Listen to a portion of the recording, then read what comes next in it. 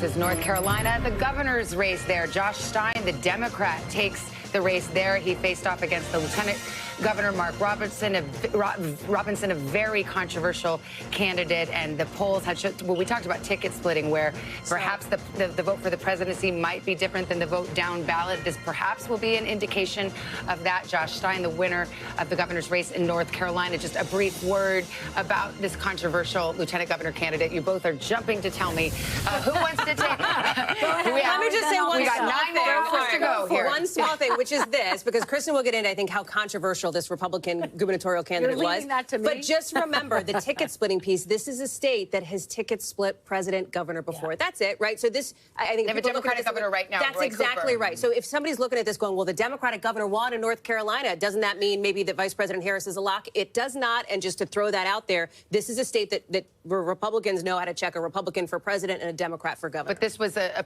campaign on Mark Robinson's behalf. It was beset by problems. Beset by problems because he was determined that he posted some highly controversial comments on an adult website.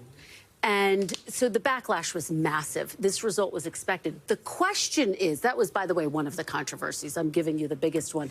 The question is, will he drag down support for former President Trump? We don't know the answer, but we do know that in 2020, President Biden was not able to win this state because there was, in part, it's believed, a controversial Democratic candidate for Senate. And that did sink his chances.